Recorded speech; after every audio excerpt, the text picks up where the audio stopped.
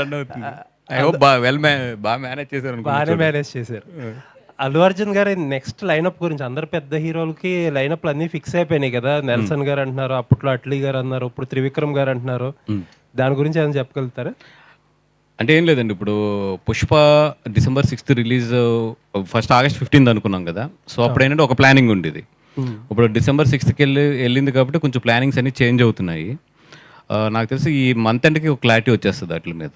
త్రివిక్రమ్ గారు ఏదో ఒక మంచి, ఆయన ఇప్పుడు దాకా టచ్ చేయని ఒక జోనర్లో ఒక లైన్ చెప్పారు, బాగా ఎక్సైటెడ్గా ఉన్నారు బన్నీ గారు అని తెలిసింది.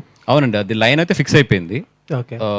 దట్ ఫిలిం భారీ బడ్జెట్ అది. ఇప్పుడు ఆ ఫిలిం భారీ బడ్జెట్ చేయడానికి చిన్నబాబు గారు కానీ అరవింద్ గారు కానీ వీళ్ళందరూ వెళ్ళి ఇప్పుడు ఫైనాన్సెస్ని కార్పొరేషన్ ఎత్తుక్కోవాలి, అంత భారీ బడ్జెట్ అది. Okay, first pan India film మన త్రివిక్రమ్ గారికి. అంటే ఆయనకు ఆ క్యాపబిలిటీ ఉందనేది బన్నీ గారికి బాగా నమ్మకం త్రివిక్రమ్ గారి మీద. సో వీళ్ళిద్దరు ఎప్పుడు ఒక 2 years నుంచి మాట్లాడుకుని ఒక కాన్సెప్ట్ అయితే ఫిక్స్ అయ్యారు. It's a more than story, I can say it's a concept. అది ఫిక్స్ అయ్యారు. బట్ దాని బడ్జెట్కి, దాని ప్రీ ప్రొడక్షన్కే మాకు 1.5 year టైం పడుతుంది.